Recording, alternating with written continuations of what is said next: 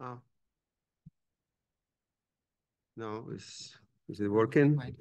Okay. Thank you. Good morning, everyone. I'm Carlos Padilla, Vice Rector for Internationalization of the University of Valencia. On the table with me are the Dean of this faculty, Professor Manuel Lomas, is Jorge Valle, Professor Jorge Valle, Chair of the International Network of Salt-Affected Soils. Kate Negat, hello, Kate, Chair of the Coast Action of the Sustainable Use of Salt-Affected Lands. And Professor Artemi Cerda, representative of the organizing committee, head of the Soil Erosion and Degradation Research Team. So I will give you the floor to Artemi, Professor Artemi. Thank you very much. Okay, thank you. I'm very happy to be here to listen about Vice Rector.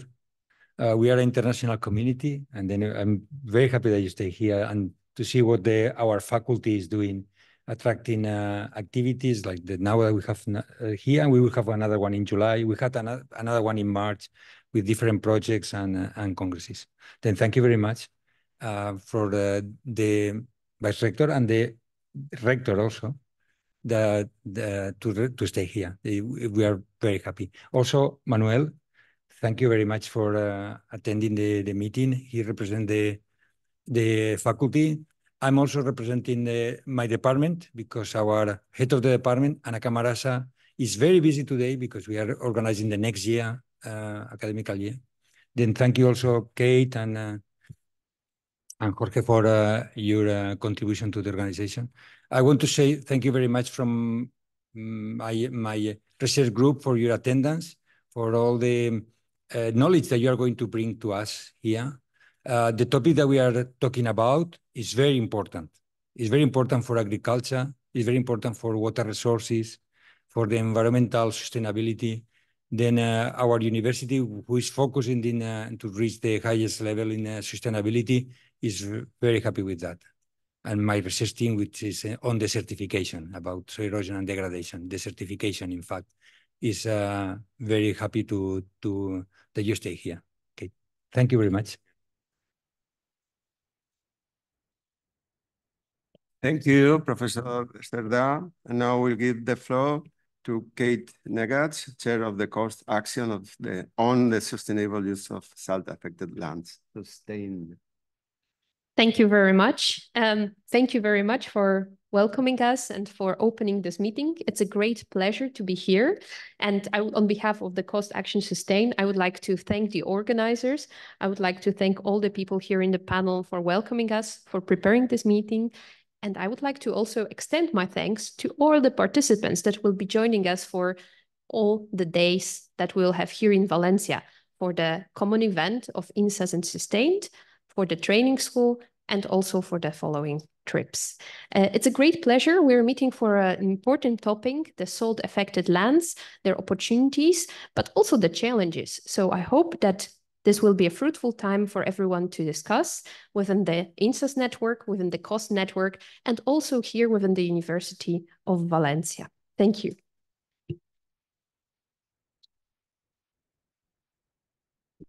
Thank you very much. Now the floor is for the Chair of the International Network of Salt-Affected Soils, Professor Jorge Valle, please. Thank you, Vice Rector. Respected authorities, thank you very much to be today here. I know that you have a very important meeting now for preparing the big meeting of the Council of the University for tomorrow. It is with important decisions, and you find the time for be with us. So thank you very much. Dear colleagues and attendants on the online meeting, our warm welcome to the meeting. I hope that the works of this meeting will be fruitful, and we will try to do our best for that you enjoy and to see our soils and solutions that we have adopted dealing with the fight against climate change and the salinization of the farmer of the cropped land. So thank you all and enjoy.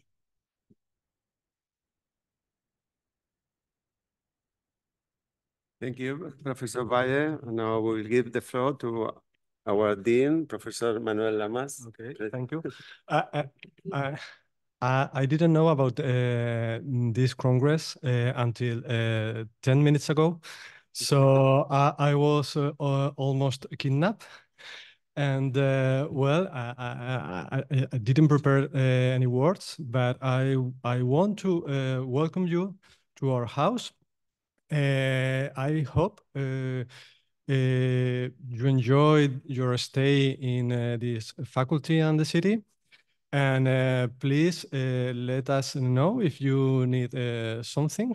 The program is very interesting. I think it will be a great day of speech. So thank you very much. And you are at your home. Thank you. Thank you very much, dear Dean. It's not his fault because he's been Dean for 1 week, 2 weeks, 10 days. Yes. Yes. And I think everything is new for him, so don't worry about it. So it's my turn. Dear members of the panel, attendees in person and online.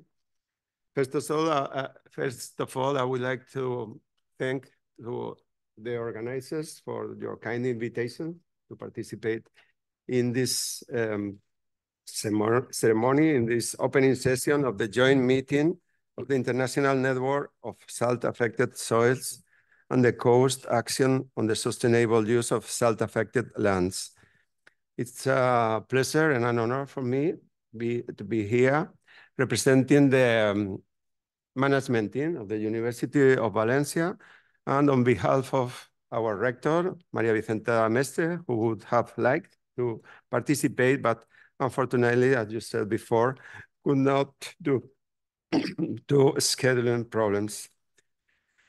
Thank you to the organizer, especially Professors Jorge Valle and Artemis Cerdá from the University of Valencia, and congratulations on the success of this call, which is reflected on the participation of a large number of specialists from all over the world. Thanks also to the Food and Agriculture Organization of the United Nations, and to all the sponsors and collaborators who have made this meeting possible. Many naturally saline soils, such as mangroves, marshes, and coastal and inland wetlands, harbor unique ecosystem adapted to these extreme salinity conditions. The resilience contributes to global biodiversity and showcases the extraordinary adaptive capacity of life. Studying these environments not only enriches our understanding of nature, but also help us discover the keys to adapting to future scenarios that are essential for maintaining crops under optimal conditions and ensuring food security for the growing population. On the other hand, as the global population grows exponentially and living standards improve, there is increasing pressure to convert marginal lands into fertile ones. This phenomenon is particularly pronounced in arid and semi-arid regions, which are scarce in fresh water resources and dependent on irrigation for agricultural production. The situation worsens with the growing effects of climate change and global warming. As sea levels rise around the world, coastal areas are increasingly flooded by salt water that penetrates soils and subsoils. Rainfall could help to dissipate the salts, but the increasingly frequent heat waves and droughts force greater use of aquifers to obtain fresh water for drinking and irrigation, which further exacerbates soil salinization. This degradation increasingly severe due to climate change, will result in a loss of productivity and threatens the economic sustainability of farmers and the maintenance of rural areas. To address these issues and foster a stronger connection between scientists, policy, and farmers, the International Network of Salt-Affected Soils is convening its third meeting in Valencia, along with the Sustained Coast Action, a European Union-funded project on the management of salt-affected soils. The meeting includes both in-person and online participation.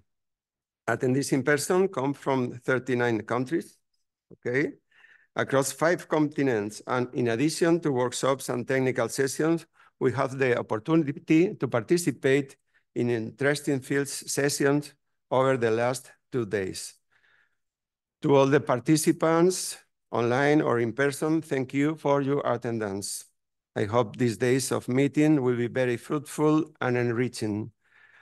For those who have been able to come in person to Valencia, I welcome you to our university and to our city and wish you a pleasant stay here. Thank you very much once again.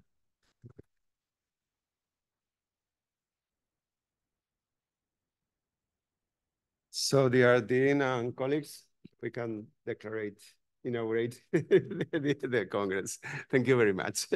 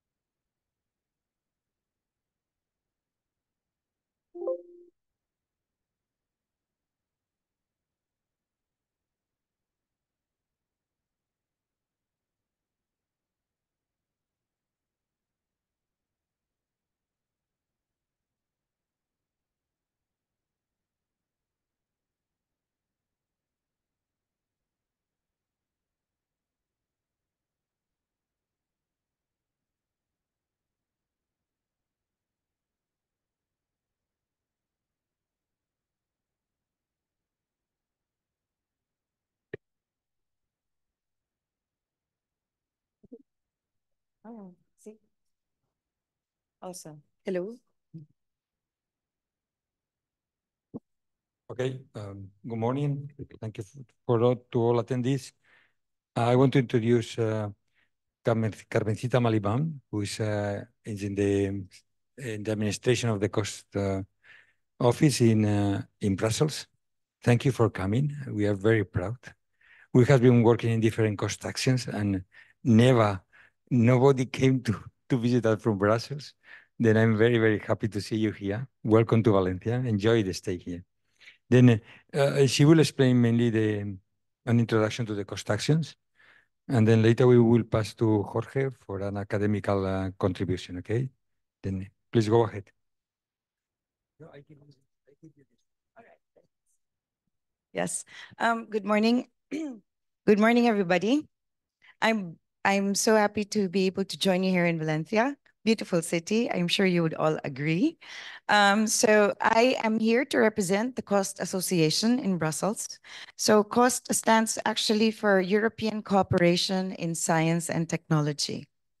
So who are we and what do we do?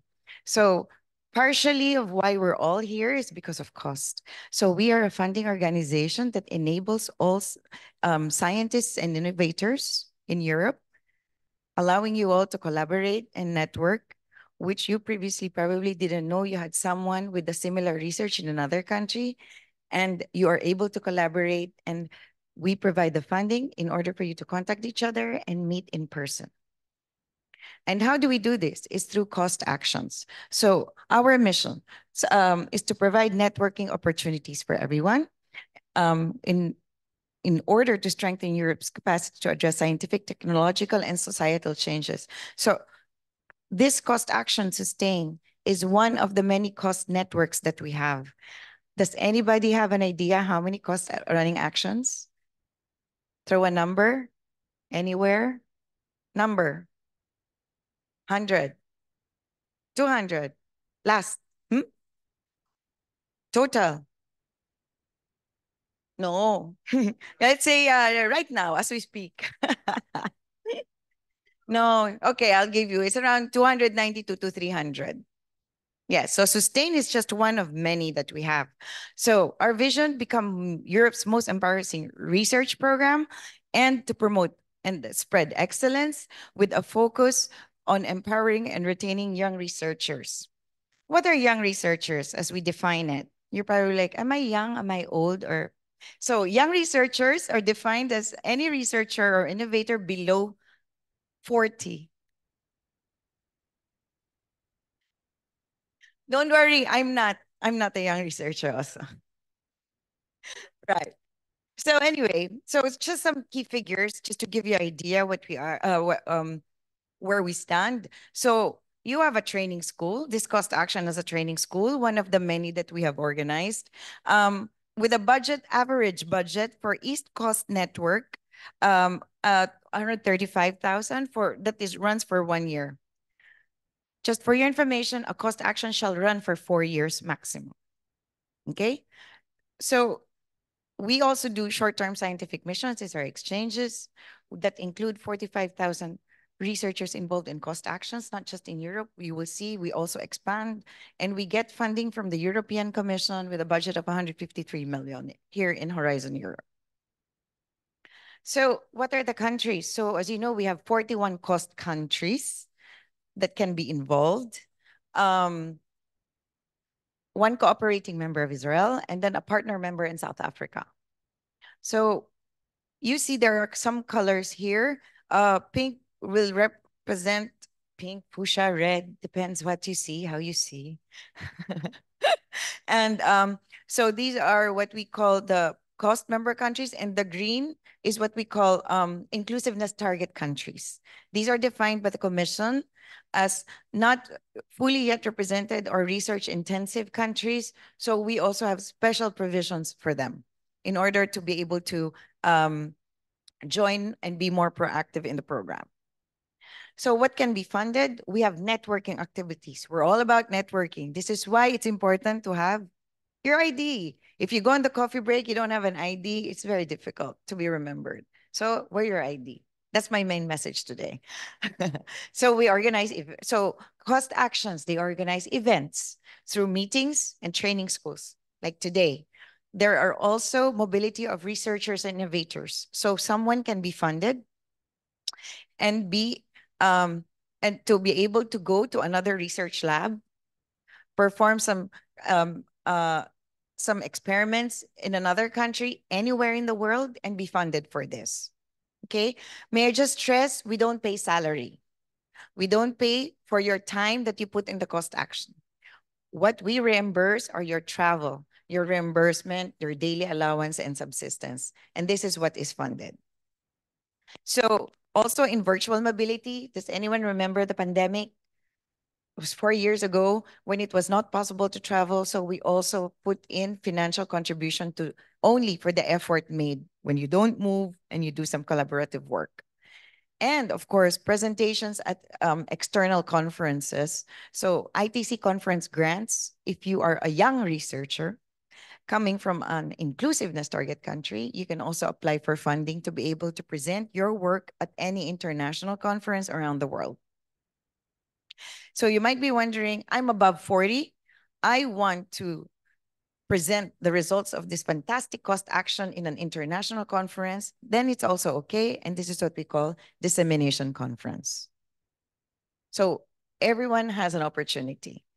And of course, as you know, running a network also is administration as well. So, and it's very important for us, the visibility of this cost action. So it's called, we also fund the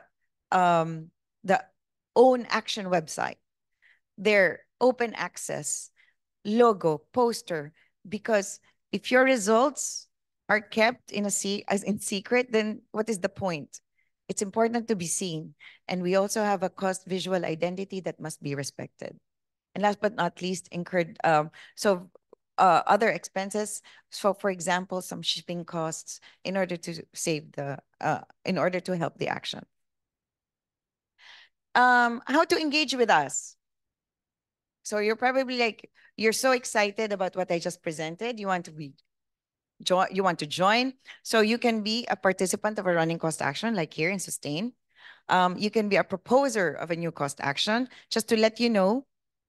So how do we create these cost actions is through an open call process.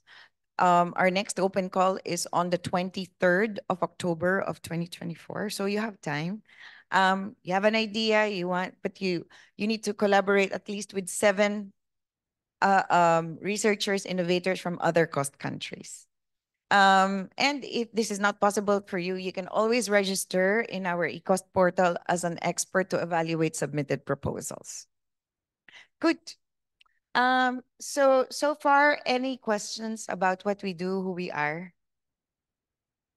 Okay. So, yes.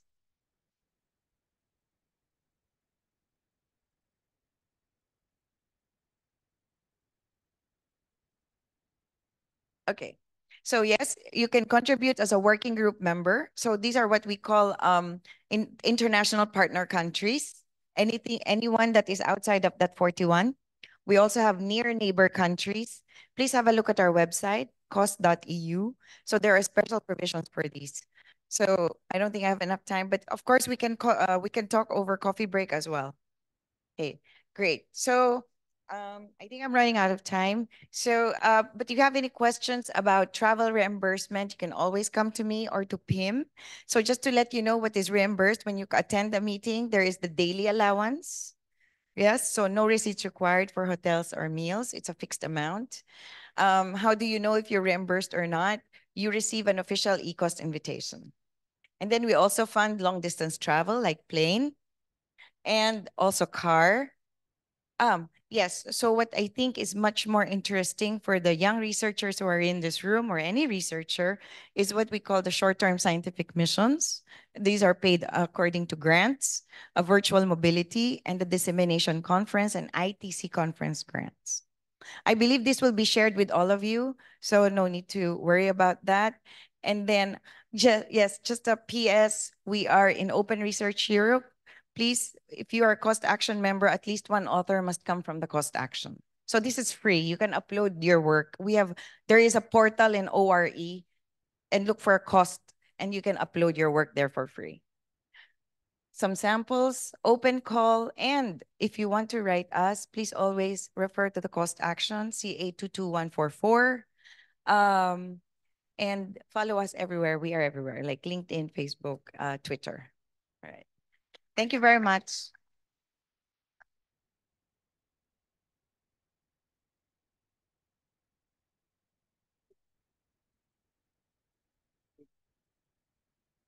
If anybody want to have a clarify, you can ask now or you can ask later along the day.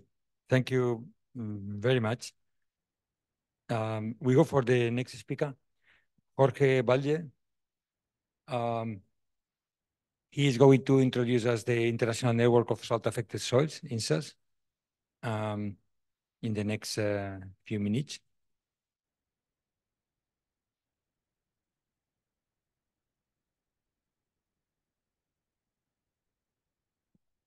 Te sientas mejor allá, pero si no te sientes mejor este.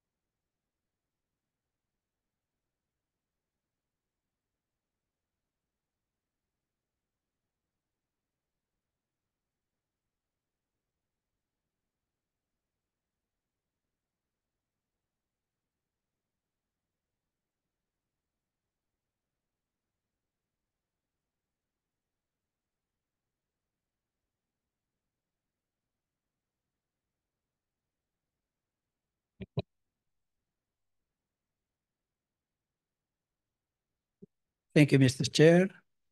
Dear colleagues, it's my pleasure to meet some of you new faces, but also faces that I met in another coast action, also devoted to the salinity. It was halophytes, from genies to ecosystems. Well, I will introduce you to the International Network of Salt-Affected Soils that deals with the different aspects related to the management and as well of to make a translation of the scientific knowledge to the farmers. And but the concern about the salinity in the expanding worldwide, it's not new. I have the opportunity to, excuse me, to recently attend the celebration of the centennial of the International Union of Soil Sciences. And I delivered a plenary lecture, so I had the opportunity to make conscious to the whole scientific community about the problem of the salinity. So the International Union of Soil Sciences was founded in now 100 years ago, and 3 years later, the subcommission of alkali soils was the first in the society to be constituted. So we had quite 197 years of activity of this commission. Yeah. No, if you allow me, I will sit, just because I'm too tall for the microphone. And well, along the life of this Commission of Salt-Affected Soils, is the final name, has changed along the time. It was a constant, the cooperation with other organizations, mainly FAO, but as well with the UNEP, International Atomic Energy Agency, was WOC, and COST. We have done 2 actions of COST in relation with this, plus this one. So this collaboration was fruitful because this inter-networking, it was found to be very useful to diffuse the knowledge and as well to make people to be aware of the problems that are increasingly due to the circumstances of climate change and growing of world population.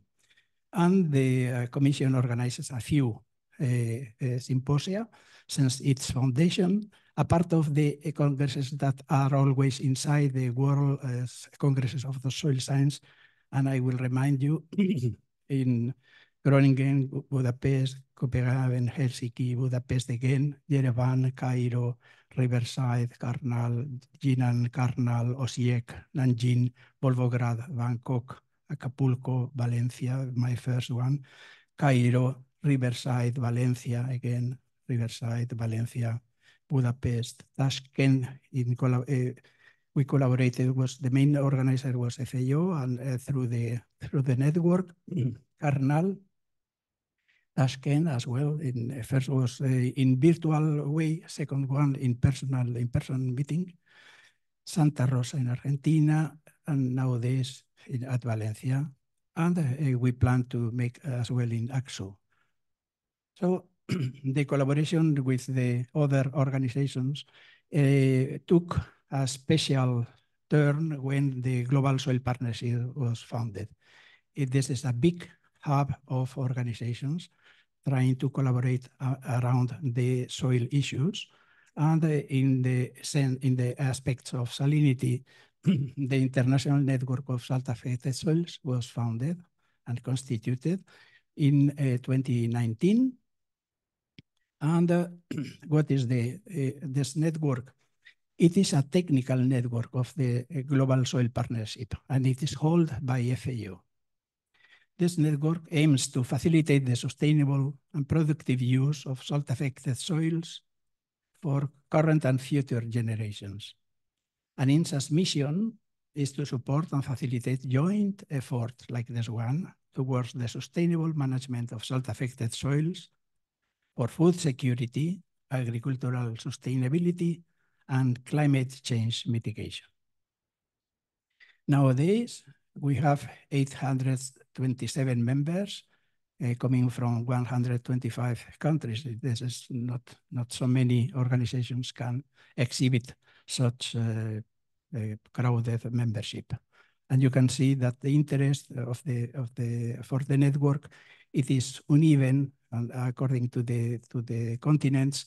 But for example, notice that Europe, that it is not told to have such big problem of salinity, is very interested as well. And Asia, Africa, and America as well. Pacific, of course, and Eurasia. And what are we doing? What are the ongoing activities of the INSAS? First, we have prepared the global report of the status of salt-affected soils that will be discussed technically tomorrow, and soon will be presented in the plenary assembly of the Global Soil Partnership. And that aims to be a document of reference with data that will allow for, treatment of such data in the sense of big data for having an increased scope of what is the problem of the salinity in the different regions.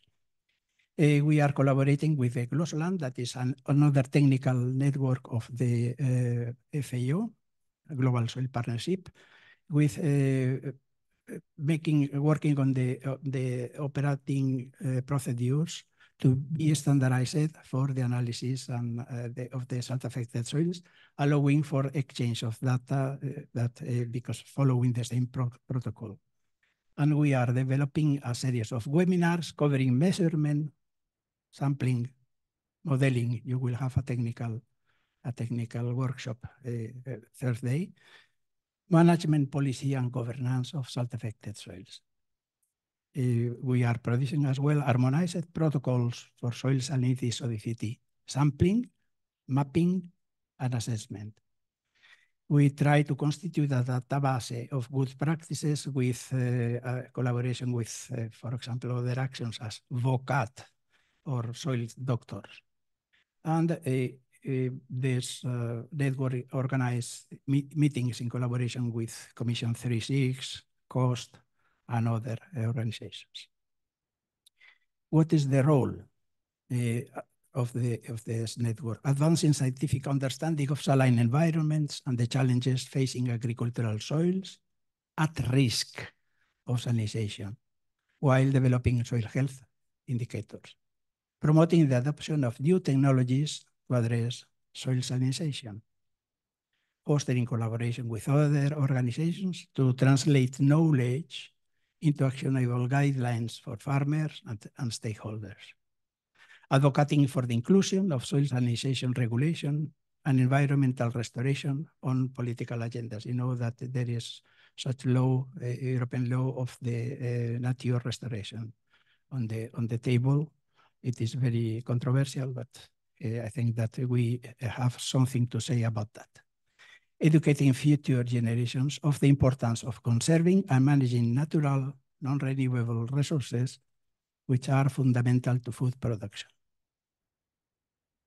Thank you very much for your attention.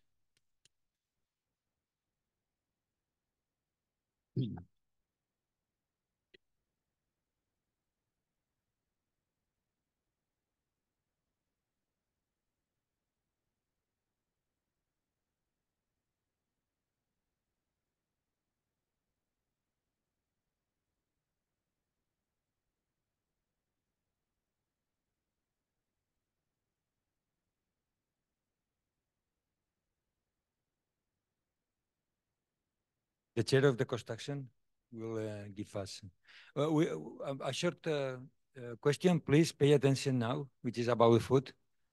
We will have at 11 the coffee break, and in the evening at 4. But at 1 we have a lunch, which is on your own, because it's the construction is very good on that, and give you some subsistence. I got an agreement with the restaurant to make a special lunch for 15 euros. If somebody want to join us, I need that you will raise your hand to join the group, and I need to inform the kitchen. How many of you want to have the lunch here with all the group? Okay, yes, 1, 2, 3, 4, 5, 6, 7, 8, 9, 10, 11, 12, 13, 14, 15, 16, 17, 18, 19, 20, 22, 23, around 30. Okay, around 30. Okay, if somebody else wants to join us, no problem. You decide later. Okay. Then later we will talk about. Also, we have a gala dinner tomorrow. Then this is more expensive. It's 35 euros, and is in an area not close to here. We need to.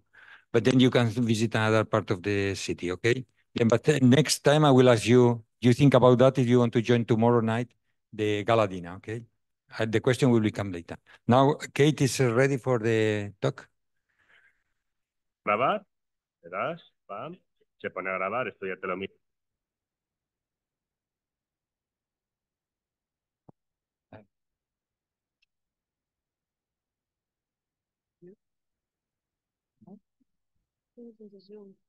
Can I give it a try? I didn't know how this works. I even didn't know that there was more cameras.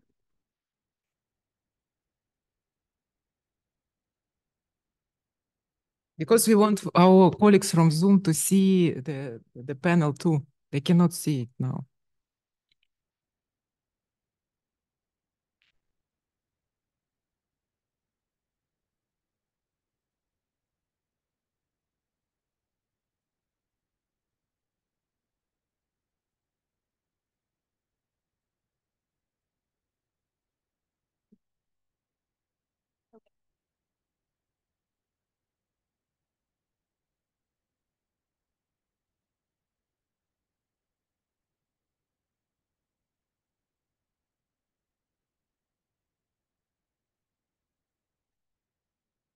If you want.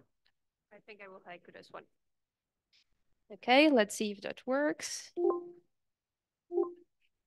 Yes, it does. All right, once again, big welcome everyone. It's great to have you here. I'm very happy that you made it safely here. Just to repeat maybe once again, my name is Kate Negach, and I'm the chair of Sustain Cost Action. I'm also wearing the second hat. I'm a vice chair of the INSAS FAO network, which Jorge has just presented. So I will be jumping a little bit between both. However, now I would like to welcome you again to this meeting and also present a little bit why we are here. And in my presentation, I would like to focus on building the community of research and practice, opening possibilities for you and for everyone joining us this week in Valencia. We know that salinity is quite a bit of an issue. In fact, quite a few countries around the world are dealing with salinity, salinization, progressing effects of salinization, such as problems with the food security, groundwater, biodiversity, and then livelihoods of farmers, but also other people who are related to salt-affected soils. We can also see that this is a nexus topic, which means that it can be only addressed by integrated research and practice. This means that we need people from all different corners of science. We need people from natural sciences working on soils, on water, on biodiversity, but also social sciences, economists, policy analysts, sociologists, anthropologists. Only working together, we can actually find viable solutions for salt-affected soils.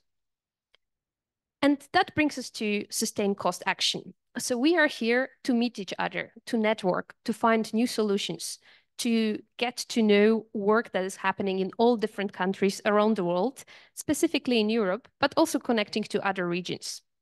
Our aim is to really build a global and European transdisciplinary knowledge to practice network and focus on this salinity research, especially in the context of food security and adaptation to climate change. So we are bringing together quite a few different corners. You will meet people perhaps outside of your own field, perhaps outside of your own country, for this I'm pretty sure, but take this opportunity to talk, to network, perhaps build a new partnership and grow together with it. Now, there are a few different knowledge objectives and also capacity building objectives that COST has as a network. And I will not name all of them because it's quite a long list and we can, of course, look into it further later. But just to name a few, we definitely want to focus on development of new methods, new models, and new frameworks, better understanding of salinity as a problem, and, well, development of future scenarios for salt-affected lands, how we can further deal with it, how we can learn to live with salinity. We also want to focus on the knowledge exchange and mutual learning. There's so much knowledge in this room. Just look at your neighbors. They all work in salinity, or maybe they're just starting with their PhD, but they all bring unique perspectives and their own value in the research, in knowledge, and indeed look at the salinity as an issue. Okay, a short introduction to COST and how we work. We have 6 different working groups.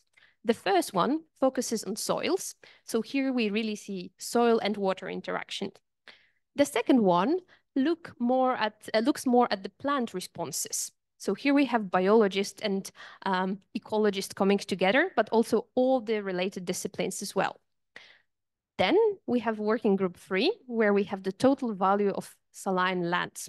There we look a little bit more at the valuation and also economic issues of salinity. Further, we move to the stakeholders, another promising group. If you want to work with the people involved in salt-affected soils, this is the one for you. Then we have the policy framework group, and this one focuses indeed on institutions, on policies, on frameworks, instruments. And finally, we have the group for everyone, so the one focusing on networking and building our community. And that brings me now also to the size of the network. We are running since October, and for now we are maybe 260 people. Each day I receive emails from new people joining, so it seems that soon we will be getting more and more people, and during the next meeting, hopefully, we will be already over 300. But again, look at the opportunities that this gives you for visiting new places, for collaborating with new people.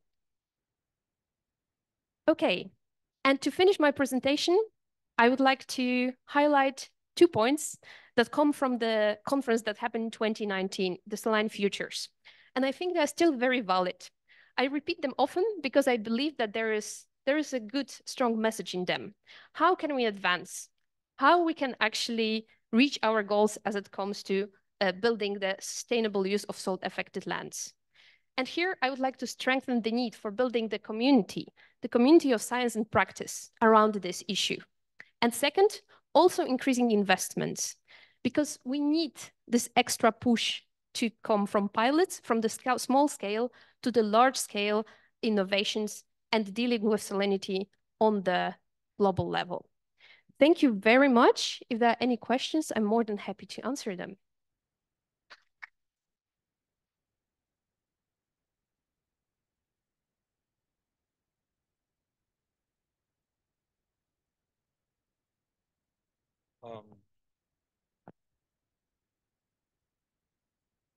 Okay.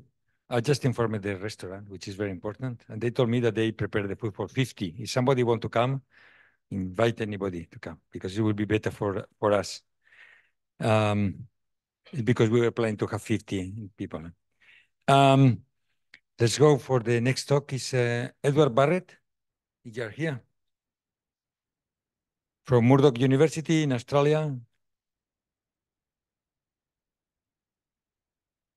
A long trip from Australia. You just arrived from Australia? Then how is your jet lag? Are you surviving? Sleeping, eh? Thank you very much for coming. Oh, my pleasure.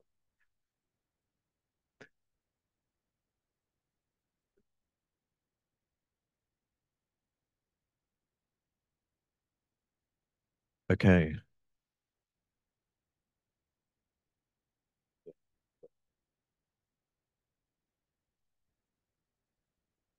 Okay, right. Yep, very good. Perfect. Can I say, firstly, it's an enormous pleasure to be here, given that I'm slightly over 40 and I'm not a European. It's a fantastic honor and privilege, and I'm really grateful for the opportunity to talk to you. I wanted to go from the very large picture down to to field scale, in effect. I want to talk about living with salinity in South Asia using 3 ACR projects as a model for that. And you might wonder what ACR is. It is the Australian Centre for International Agricultural Research, and it catalyses partnerships to deliver agricultural research and development in developing countries, and they're brief projects that run from perhaps a few months to about 5 years.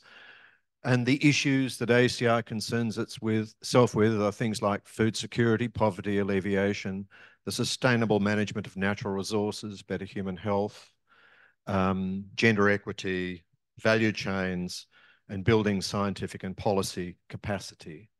And here we are, 3 ACR projects. The first is in southern Bangladesh and West Bengal. It's the largest delta in the world. The second is in the Mekong Delta in Vietnam. It's the second largest delta in the world. And the third is the 6th largest delta in the world in the southern Indus Basin. So 3 very different kinds of communities with different problems and approaches.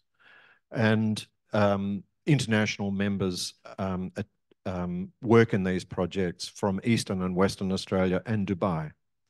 So Pakistan, vast alluvial plain formed over millions of years in the bed of the Indus River and its major tributaries. 3 rivers feeding into the Indus have been dammed by India, and they're the rivers with the arrows there. And therefore, water security is a strategic issue. And we work down there south of Karachi and up here around Multan.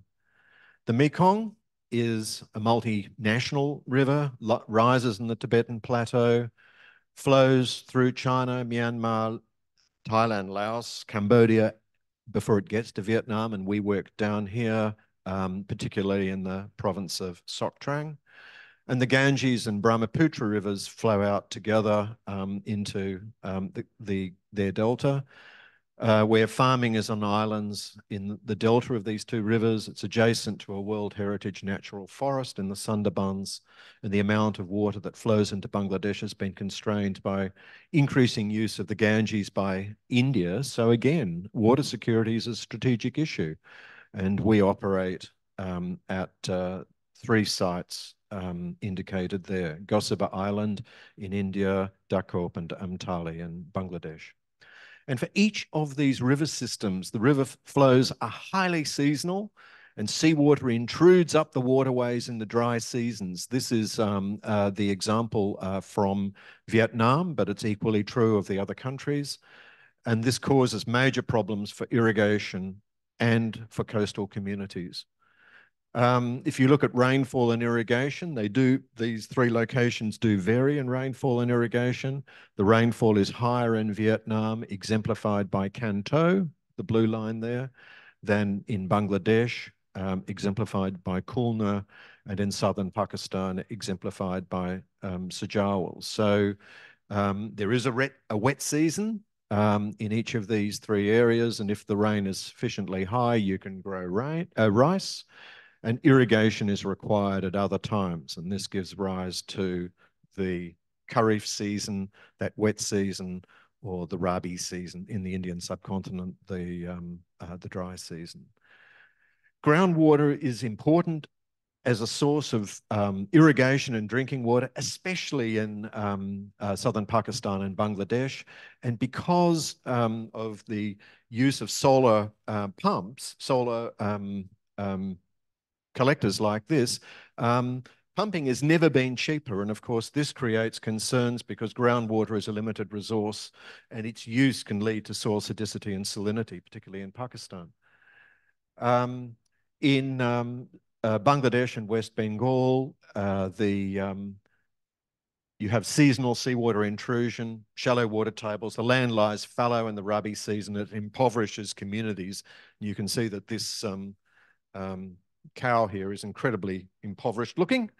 And one of the solutions being effectively used is to close canals so that though in fact the canals are not salinized as seawater comes intruding up the rivers, and that water that's trapped in those canals can in fact then be used for irrigation in the dry season. In Pakistan, perhaps in the south of the country, about 40% of the irrigated land is affected. In the north of the country, maybe about 25% of the irrigated land is affected, and salt is added to the land, as I said earlier, in irrigation water, not only through groundwater, but also in the river water. The canal water is slightly saline, and you put that on year after year after year, the land goes saline. It is associated with acidity and seepage, and seepage gives you shallow water tables. Again, it impoverishes communities. And in Vietnam, similar sorts of story. We have problem, we have management options, and some crops and other solutions can operate. Literacy is a major variable in dealing with these communities and in bringing access to new technologies for these communities. This is a photograph of a school near our Dakop site, but the state of education in Vietnam is much better than it is in Bangladesh and West Bengal, and that is much better than it is in the areas in which we work in Pakistan. And so one of the things that we are finding that we have to do is to use oral communication in local languages as a key, and even to start to develop development materials which present pictograms of extension, key extension messages, because people need to be able to access the information. We need to find more innovative ways of getting that information to them. If you think of agricultural development as being a continuum where you have subsistence economies and local market chains on one edge, and agribusiness economies and export market chains at the other end of that extreme, these three areas differ in where they are on that development chain. Pakistan, mostly subsistence economies. Bangladesh and West Bengal, somewhere in the middle. And in Vietnam, when we were setting up the project, they said to us, don't bother giving our farmers new things if they can't export those products immediately. So they are very much at that other end. All agricultural projects are like a candle. We're all trying to shed a bit of light. In the case of ACR projects, Every ACR project has a start. It runs for 1 to 5 years, and then it has a finish. And then what happens? So agricultural extension really is the key. And we need, as Kate said in her slide, think about the end at the start. I think that in Vietnam, we've got very good agricultural extension networks in Bangladesh and West Bengal. Okay-ish agricultural extension networks. In Vietnam, they call them the DARDs. But in southern Pakistan, the agricultural extension networks are nearly absent. And universities and NGOs play a critical role, and often the effectiveness of the delivery of information depends on how close you are to those universities and NGOs. The location's important. We are seeing solutions in common coming across the 3 projects. Straw mulches have been really critical. All of these areas grow rice, huge amounts of rice. What are we going to do with the straw? Zero-till potatoes with rice straw have been a fantastic win, but we're also using rice straw for other crops. Shallow drainage is an issue, not because shallow drainage alleviates salinity, but because shallow drainage alleviates waterlogging, which is another problem that co-occurs with salinity. Mound and furrow irrigation is important. And in Pakistan, gypsum is important. We see crops in common. Beetroot, this is a photograph of beetroot in West Bengal. Beetroot in Vietnam has been spectacularly successful. We got up to 100 tons per hectare of beetroot. I've never grown beetroot. I've never grown anything at 100 tons per hectare on salt-affected land anywhere else. Spectacular success. Maize, at 2 different sites there, Vietnam and Bangladesh. Climate change is coming. Sea level rise, perhaps 2 meters by the end of the century. Heat stress is important. Increasingly severe tropical cyclones are important. This photograph on the right-hand side is really interesting. That is drains actually, which should be draining the landscape, delivering water into the landscape at a time of high tides. Here is a polder on Gossapa Island. It's about 2 meters high and maybe 3 meters wide. What kind of protection do you think that would offer with a force 5 hurricane? Probably not much. So re-engineering of these protective structures is going to be really critical. In terms of the future, I think we aspire to change on a massive scale, and to do this is going to require all sorts of things that we need to do. And there's a list there. New infrastructure. The boats on the right-hand, the lower right, that's how farmers at Gossapa Island deliver their products to market. That's rubbish. We need much better ways of delivering products to market if we are going to achieve change on a massive scale. But change occurs, I think, primarily with good content, which is about science, and good processes, which are about social interventions. And basically, farmers are not going to adopt saline agriculture if they don't own it. And I think that one of the real challenges that we increasingly face is coming up with novel and better ways of working in partnership with farmers to deliver the sorts of outcomes that we need. The Pakistan project that I work in has developed this method of engagement called SEARL, Stakeholder Engagement for Research and Learning. The key person involved in that was Sandra Heaney Mustafa. Anyone who wants a copy of this report, I can give you a copy or email you a copy. Okay, so finally, my wrap up. This is my love affair with deltas. Deltas are saline, they're waterlogged, they're cities, they're roads, they're markets, actually. They're wetlands, fisheries, places of rest, and places of extraordinary beauty. They're farms, and of course, therefore, they're farmers. And for me, compellingly at times, places of great wisdom. This was a photograph that I took from the gate of that school that I showed you the previous photograph of. And it's a quote from Helen Keller: "The best and the most beautiful things in the world cannot be seen or even touched. They must be felt with the heart."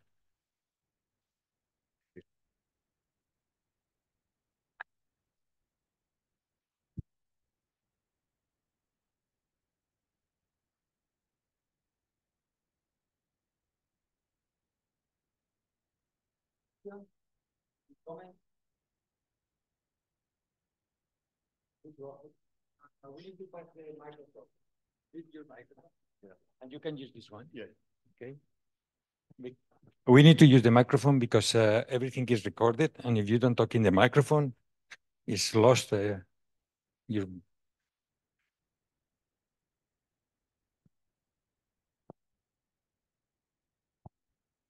Yeah, nice talk, Ed. You talked about groundwater usage, and I'm interested to know how the governance of those groundwater sources varies between your 3 study sites.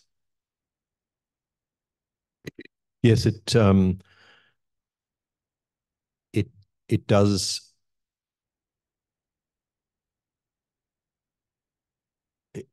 It does appear to vary. I think the situation in Vietnam is relatively strongly regulated. In Pakistan, the situation is very unregulated or underregulated, and that is a significant issue. The depletion of groundwater resources is a major issue. I can put you in touch with members of our Pakistan team who have been looking at groundwater. You know, we can start a conversation about that, but it is a hugely important issue. And with the advent of solar pumping, it is not hard to see how these resources could be depleted very rapidly. The other problem with the use of groundwater is that it creates land subsidence. And in Vietnam, there has been some really interesting work showing that, in fact, the rates of land subsidence caused by the overpumping of groundwater is many times the rates of sea level rise. And that's clearly unsustainable. You can envisage a situation in which a small amount of salinization of surface water results in people resorting to groundwater. That causes land subsidence. That exacerbates the salinity problem, the inundation of land by saline water, and so it becomes a downward spiral. And there have been some really important publications in this area, and I think that it's an area that needs it's an incredibly urgent area that needs to be looked at. Let's put it that way. Okay, one question here. Jorge, but we cannot go further with questions. Thank you for your nice presentation. I have a curiosity because in general, we are speaking about salinity, alkalinity, but there are other emerging cross problems that especially we know that in India, there is a big problem with groundwater related to arsenic. Did you find some problems with this? Yeah, the acidification of soil profiles is really important in the upper Mekong. We've been told there that if don't overdrain, because if you overdrain, you create acid sulfate soils, and that will acidify the soil. So yes, there is no question that in many of these areas, you've got sulfides which are at high levels, and that exacerbates any overdrainage, results in the oxidation of those, creation of sulfuric acid, and therefore the acidification of soils. So when I talk about drainage, I'm talking about that much, not that much. Sorry for those at home who can't see that. We need to move because we can make other questions during the lunch or during the coffee break, but we need to move because we are short in time. We are out of the schedule. Next speaker is Pim.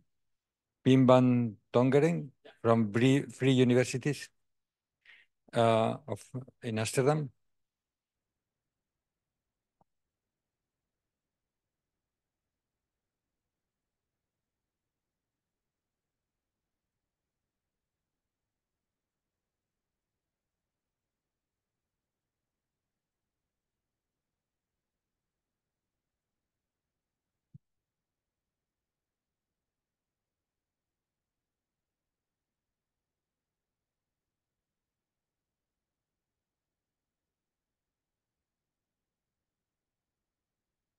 Okay.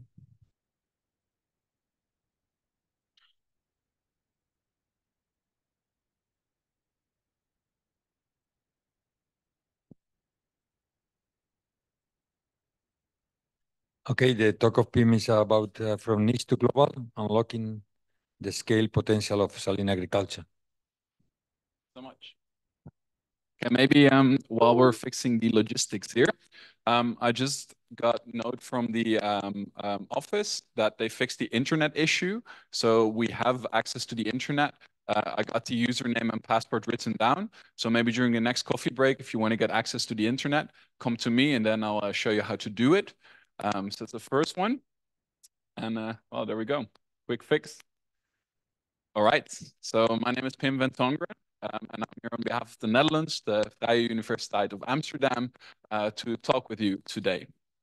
And I'm one of those young researchers that has just started working about 2 years ago in academia. So I don't have a lot of answers yet, but I do have a lot of questions. And I think that is what this network is for.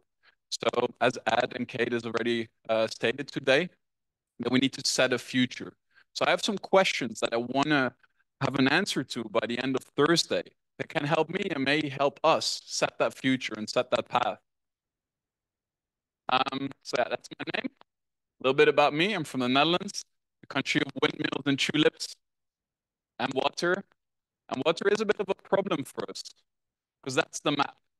And as you can see by the blue area with the stripes, that's below sea level. The Netherlands, the land below the sea. And personally, I live right next to the left of Amsterdam. And as Ed said, sea level is going to rise.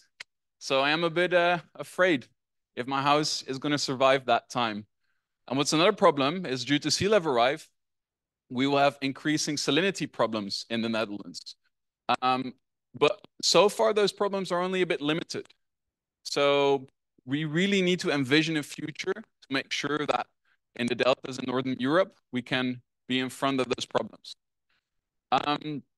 So the main question I want to think about during this session in the next few days is how do we foresee our future in which we sustainably interact with our salt-affected environments? And I don't have the answer yet. I really don't. And I hope that one of you already has a good vision to that. So during the next coffee breaks and dinners, I would like to ask you this question. And maybe over the next posters and presentations, we can acquire the knowledge to collectively set a path forward to our contexts of the countries that we're from, because these paths might be different from the Netherlands and to Tanzania and to Iran and to China. But I think together we can learn from each other to create those paths globally. I really like maps. I'm not sure if I'm the only one. Who likes maps? Most people, nice. Okay, it's going to be the focus of the first few minutes. So I first want to, the world is changing. And since I'm alive, for the past 27 years, the world has been changing a lot. I didn't have a smartphone when I was 12. And now if I look around on primary school, everyone has smartphones. Population change, it's also increasing rapidly. As you can see, annual population rise of 4 to 5% in Central and Southern Africa, North Africa 2 to 3%. What does that mean? Well, we need more resources. We need more food. We need more land to sustain ourselves. We need more water. We need more energy. And that's a problem. Why is it a problem? Well, at the same time, we need more water, but water is also less available due to a variety of causes. As you can see in North and Eastern Africa, all throughout Central Asia and the Middle East, there is a lot of water stress, and this is increasing. Soil degradation, another problem. And where do we see on the map that is? Well, in the same area, Southern Europe, Northern Africa, Sub-Saharan Africa, the west coast of South America, Southeast Asia. So we have less healthy land available, we have less water available, but we need more resources and we have more people. So this is already a problem now, and this will become even more problematic in the future. And then next to that, we have the socio-economic situation of the world, trade, a big area, as we've seen with some conflicts that have been happening over the past few years. Energy dependency for the Netherlands and for a large part of Western Europe became a big problem. And now in our policy, we need to look more at how we can be self-sustainable for energy. The same could happen with food. As you can see, all the countries marked in red are dependent for more than 75% on the import of food. And why is that a problem? Well, economic risks. You can have a trade deficit. If you import more than you export, well, then you have a budget, can have a budget crisis. Exchange rate fluctuations. If you're from a country, I know we have some people from Turkey, they know like no other how inflation can hit you hard. Well, if you need to import food and your currency devaluates, well, then everything is becoming a lot more expensive. And then food inflation will furthermore increase your currency inflation, and then it's a race to the bottom. And that makes you become even more dependent on external resources and further limits your domestic production. So those are all problems that interact with each other, layer on top of each other, and unfortunately are quite relevant in the same areas of the world. Then the last map, I promise. Then if we look at the map of salt-affected soils in the world, again, there we see North Africa, Central Asia, the Middle East. All right, so then my second question for now and for the rest of these days is how can we meet the growing food demand in a changing world? How can we do this? I don't know. I'm not a natural scientist. I'm just a social scientist. I just observe and ask questions, and I hope you can give me the answers. Right, maybe one of the puzzle pieces that's part of the answer could be saline agriculture. Here I have a nice example of the island of Terschelling. It's one of the Wadden Islands of the Netherlands. It's beautiful, as you can see on the left. And there is a foundation, Stichting de Zilte Smaak. And they are experimenting with growing halophytes and then selling it to local restaurants. And then the local restaurants incorporate into local novel dishes. So they become more self-sustainable with their own supply chains, their own value chains of crops that are grown with salty water. And then it's sold to local residents in restaurants or tourists, of course. But you can't not only produce crops with salty water or brackish water or slightly salty water if you use halophytes. You can also use conventional crops. Here are some examples of a mission from the salt doctors. And they went to Bangladesh and they introduced a new variety of carrots. And the production already went up by a large percentage. Same for cabbages on the left. So by just incorporating new varieties, your yields can go up. All right, so what did I do in my last 2 years of research? I looked at the governance landscape of saline agriculture. It's quite a mouthful, it's a bit of a jargon, but what we basically looked at is what is being done in the world globally in the field of saline agriculture. What knowledge is being created? What knowledge is being spread? And to limit ourselves a bit, because you have to limit yourself in science sometimes. We looked at transnational institutions that are active internationally and that want to support the governance of saline agriculture. So if you scan the QR code, you can do it now, but also later. You can also go to www.salineagrimap.com. It's an interactive map, and you can click on all the initiatives and you can learn more. And again, this is a hub of knowledge, and that's why we're here, to spread knowledge. So I hope that we can come together, learn from each other, and answer the questions that we have. All right, so what I did following this, I looked at all the actors that were active for these initiatives that you can find in the Saline Agri-Map. And I did a social network analysis. So I looked at the network power of these different actors. And then you can throw some math on it, and then you can see where the network power lays. And this is what comes out of it. And what you can see is that there are quite a lot of clusters in the big spider web on the left, and then there are some more isolated clusters on the left. And what we saw that the actors with most networking power were all situated in Western Europe, while most of the salinity problems, as we can still remember from the maps I showed earlier, was in Northern Africa and the Middle East. And those hubs and those clusters can be found more isolated on the left. So the network power lays within Northern and Western Europe, while most of the geospatial problems are situated in the more southern. Is that a problem? Well, it's one of my questions to you. I don't have the answer. The theory shows that potential problems that arise from disparity in network power could be structural inequality, structural unequalness of resource distribution, knowledge production, and because of that, codependence and vulnerability. If the knowledge is situated and centered within Europe, and we don't disseminate and contribute it to other parts of the world, then there is a knowledge gap.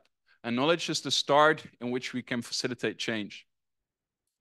All right, so then my third question to you is, how can we ensure equitable power distribution within our networks, right?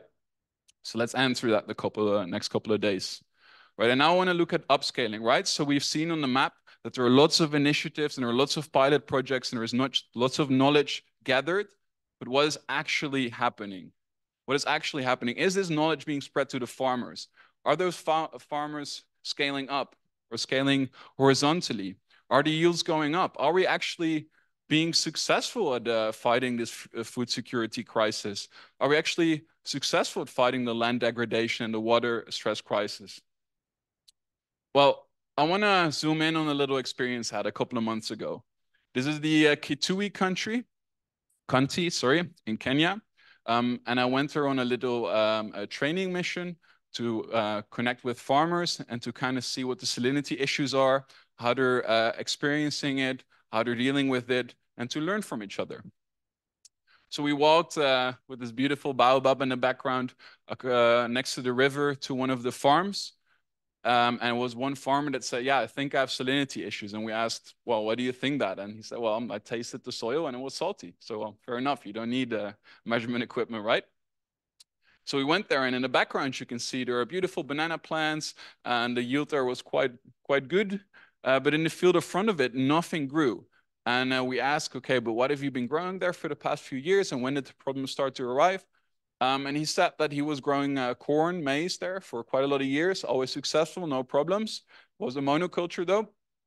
And then one year there was a lot of rain, and then the river flooded, and then afterwards suddenly, yeah, they couldn't grow anything anymore. So what did we do? We made a soil profile, and we found that 50 centimeters deep, there was a very compact clay layer, and within that clay layer, there was a lot of salt. So what probably happened, that was our hypothesis, is that some old sediment from the side of the river was touched by the floods, and then it flooded into the land, and then the compact clay layers got rid of the, they captured the salts. Because there was no leaching and there was no drainage, the salt would always stay for there. But they didn't know, because there was never a soil profile that was being done there. They had never had any issues with salts. And they also didn't have a seed bank or access to seeds or knowledge on varieties that were resistant to these salts. And there, from one of their fields, you can see a piece of corn.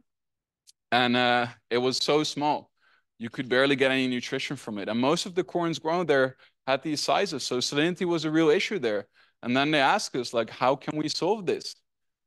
And there is another question, right? How can you solve Sorry, this? Tim, I interrupt for 1 second. Sorry? It was not the screen, sorry. There you go. Well, I can send you the slides afterwards for everyone that's joining online.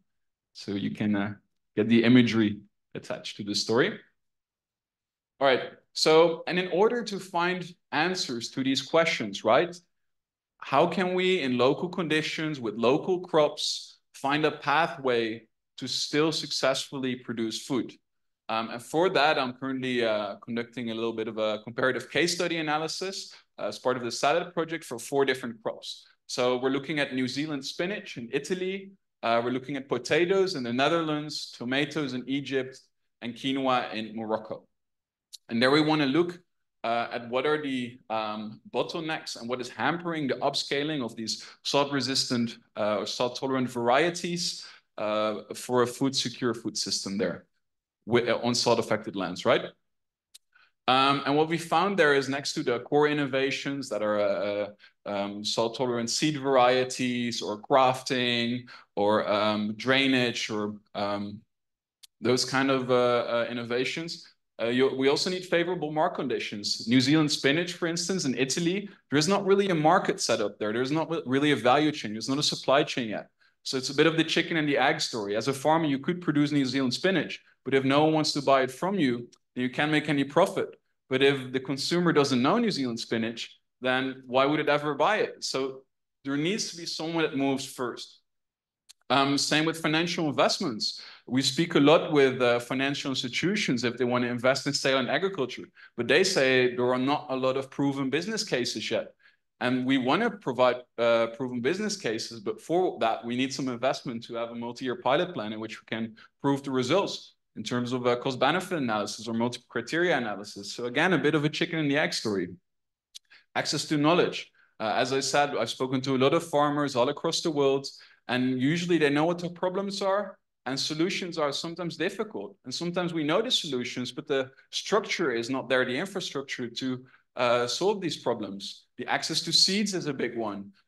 Investment to apply a drainage structure, or maybe to get mulching, or chemical amendments like gypsum.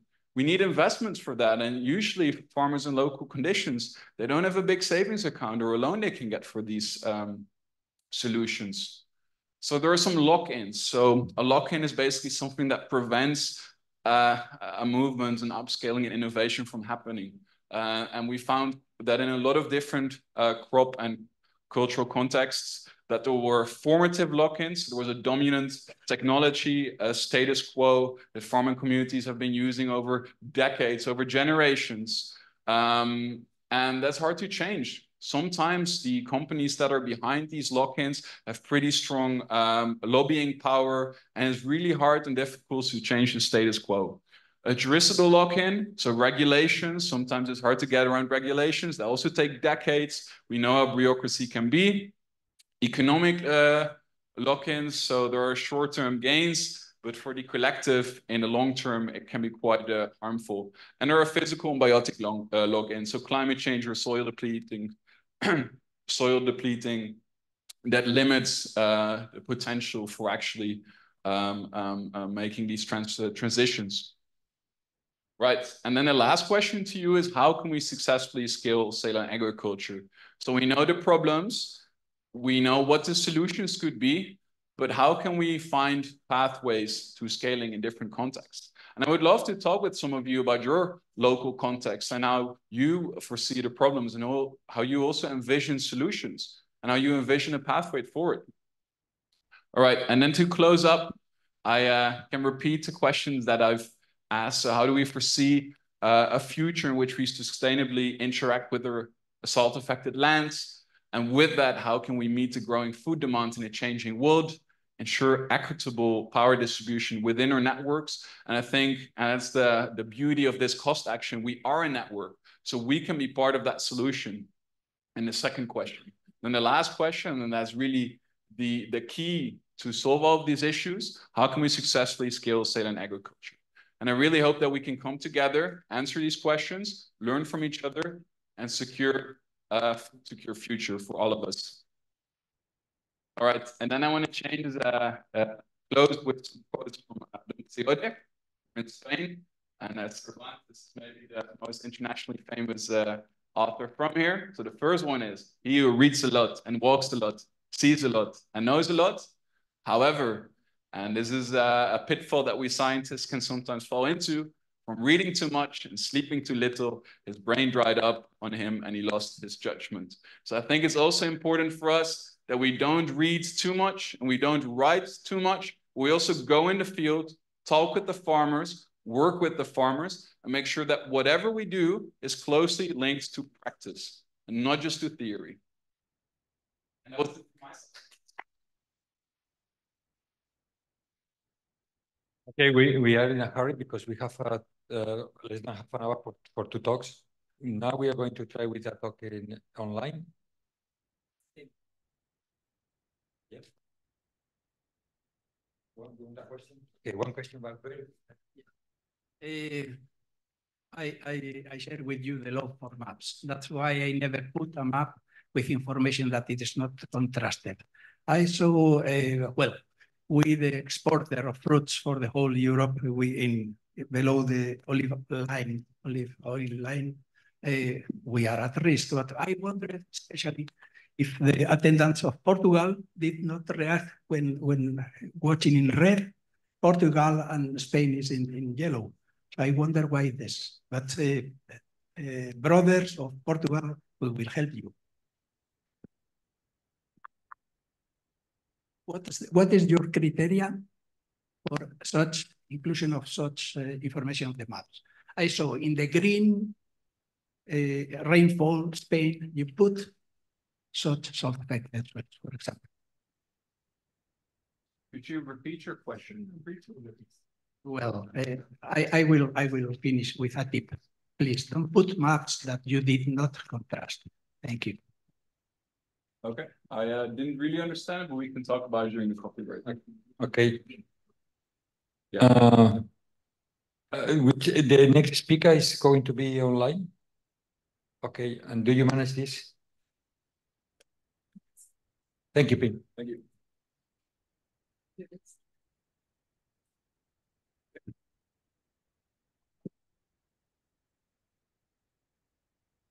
Because please ask him or her to be short in time, okay?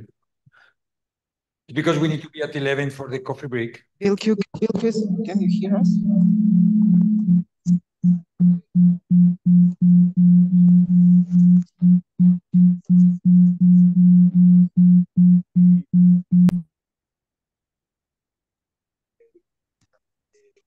No, let's try. What is it? There is an echo.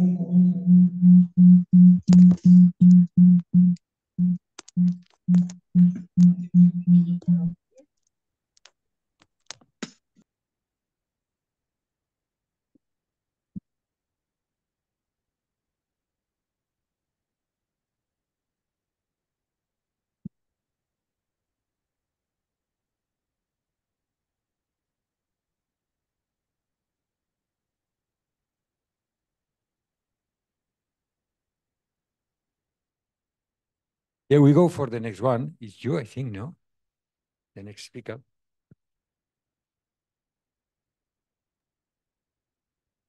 Is Meisan Resaei assessing soil nitrogen phosphorus dynamics in potato and maize under drip irrigation. We go for the last speaker of the morning before the coffee break.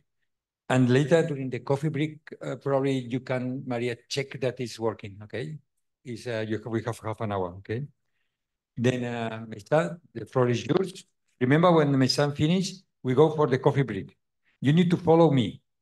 This is very important because we are going to a hiding place. And then it's good that you will pick up everything with you.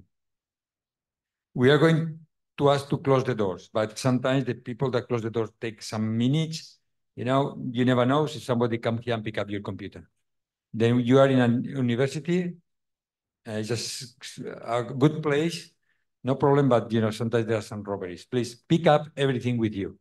Okay, this is because I go to move to another room quite close, and then we can talk there easily. It's much better than if we will do here, because here we have bad experience in the past. Hello. So you have got tired probably and need some coffee and rest. So I am the last one, as Artemis said. First of all, I would like to take this opportunity to thanks to all the participants to make this event happen, especially FAO, the University of Valencia, and the steering committees of INSAS and Sustain. A special thanks goes to my colleague Jorge, Maria, Kate, Nadia, and Artemi. And secondly, warm greetings from my colleague from Iran, especially the Director General of my institute. I am Meisan Rezaei, second hand of the chair of INSAS and the scientific member of Soil and Water Research Institute in Iran. And I would like to talk about the assessment of potassium and phosphate in soil. The scale of the work is completely different from the scale of the talk that we had today so far. So before going to the specifics, I want to again emphasize and remember what we are doing and what about our research as a scientist goes to the SDGs of the United Nations. Indeed, we need the participatory approaches, as my colleague, our colleague told from Australia and also the Netherlands. And you know, the climate is changing, the population is growing, and the lands are affecting by the climate, the management. And like Iran, which means 80% of the land is arid and semi-arid. Around 50% of the lands are affected by salt. And more than 70% of the land, of irrigated land, is affected by salt, and we have a salt and alkalinity problems. The most important thing is that we have water crisis, and the food security is so important, and improper practices and management lead to the elaborated the affected of the salt in the lands. Another aspect is the technologies goes to the farms, like using drip irrigation, using different kind of irrigation management, and it's supposed to be reduce the resource losses and improve the water use efficiency and resource use efficiency. But sometimes it's not happen in the salt affected soil. During my presentations in annual meetings of salt affected soil, I showed you that the drip irrigation always not a good solution in such an area. So the furrow irrigation or optimizing that would be better. Anyhow, now I want to go to the most specific one related to movement and transformation of the nutrients in soil, in salt affected soil.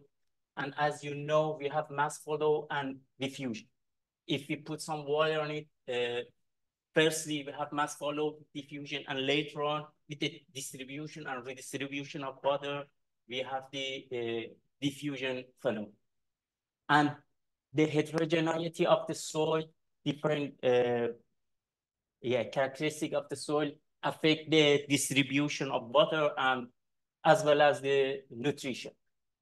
So we should know the factors that affecting the spatial distribution and movement of solutes in the soil, such as soil characteristics like texture, quality, and composition of water irrigation, the kind of irrigation or type of irrigation, and the boundary conditions, which means groundwater level and the evapotranspiration and others.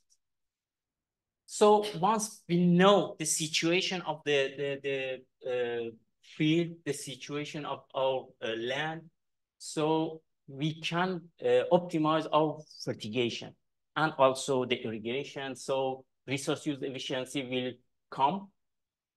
So we need to know, enhance the knowledge of the water movement.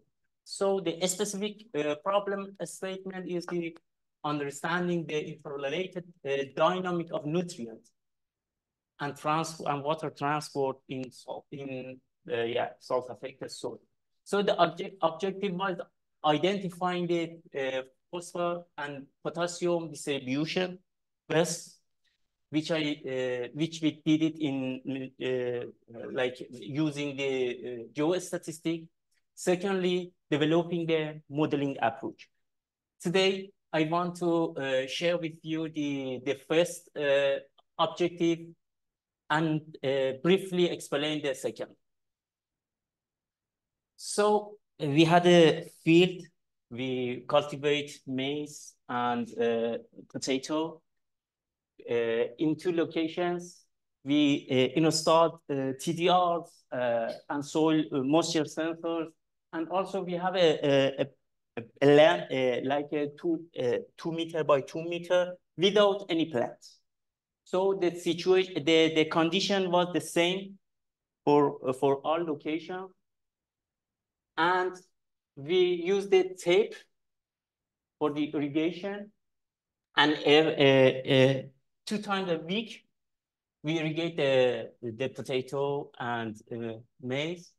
And how we collect the samples, you know, we based on the fertilizer advertiser, we use like 450 kilogram per hectare of urea, and monopotassium phosphate and sulfate potassium sulfate 250 kilogram.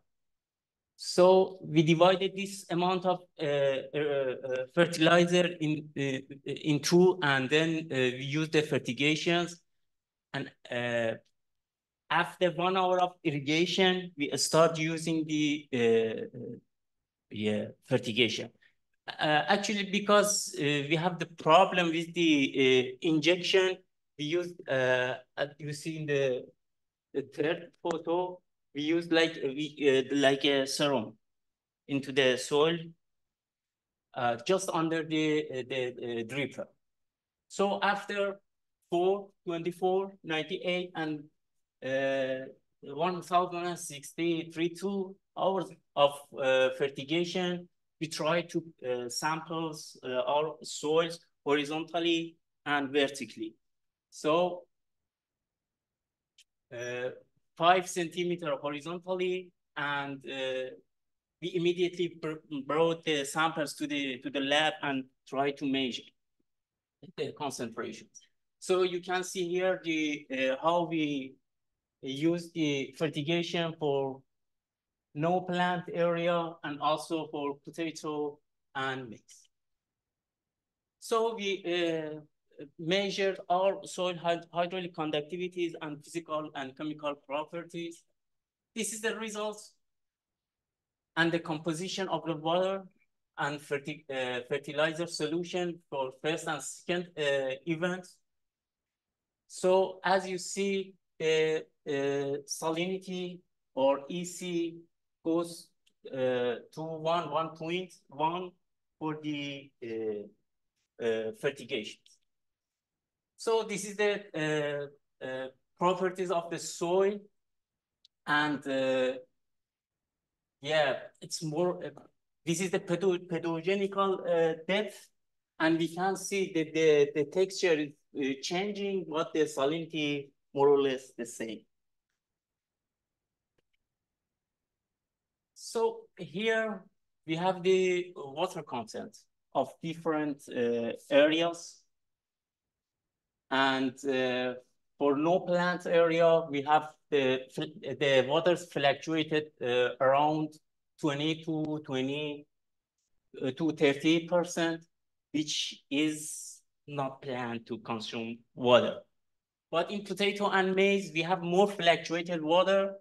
This here this fluctuation, which means that we irrigate the plants and use the water, and again irrigate the plant. And you can see the consumption of maize is more or less more than potato. And actually we can say less water content in the maize area. So here is the concentration of soluble phosphorus and available phosphorus using the Olson method. as you can see here, this is for no plants, this is for potato, and that's for maize at different times, like 4 hours, 24 hours of first irrigation. Here is the second fertigation, fertigation. So we can see phosphorus doesn't move too much through the soil. It's never reached to 10 centimeter vertically and 8 centimeter horizontally. And after a while, in no plant, we can see there is no change, more or less. But in potato and maize, we can go further in the different figure. Next slide to show what is happening. And here for soluble phosphorus. And after this, after the time, the status of the nutrient become to the similar to the first at the beginning of the experiment. And for the first irrigation, first fertigation, we see plants use some phosphorus, and the available or soluble phosphorus is more. Here is the results. I show this is the vertical, this is the horizontal, and this is the points of the observation. Here, here, here. And we can see after the second fertigation, we have the extension of the movement of phosphorus horizontally, but we don't have the vertical. Probably is due to the amount of water, amount of applied water. And the question is here, if we have such a kind of condition for maize and potato, how would the movement of the nutrient for trees, for orchards? Because we need to, give them, put in the root zone. This is the result of potassium, soluble potassium, exchangeable and unexchangeable. And we can see the difference, patterns of potassium compared to phosphor that expected. And however, there is more vertical movements compared to phosphorus. And another thing that we should learn from this figure is that the heterogeneity of the soil, even with 1 meter or 2 meter of plant, how we can manage in the larger scale. In previous presentation of mine during the Uzbekistan, I showed we use this kind of approach for a plain scale, and we and different results comes from the approach. And when comparing the large area, we should know what is happening in the small scale. And maybe some field doesn't respond to our advice. So site-specific management is necessary. And this is again example of soluble potassium and exchangeable potassium for different areas like no plants, maize, potato, and so in the second step, in the past part here, we just know what is happening about our nutrients, but we can't say anything more. So we need to use the models, and some people believe that we have to use the model as a tools to assess and make some scenario analysis to get a better management strategy. So I use the crop growth model like the SSAT, decision support system, and integrated with hydros, use some results of the plant growth model. We use all of the data from the crops to the model, get some data from that, put into the hydros model, run the model, and try to find out what is happening. Here, we can play with the model, do some scenario analysis to say, okay, we should have like 3 times, 4 times of like fertigation to see the better result. Of course, considering that the EC of the soil, the salinity should keep in the safe threshold. So as a take-home message, I should say that the plant influences the movement of and distribution of potassium and phosphate. Soil heterogeneity is so important, and we should consider it, and we should solve it, especially when we considering the large areas. So then understanding for the nutrient dynamic is important for designing the system and fertigation.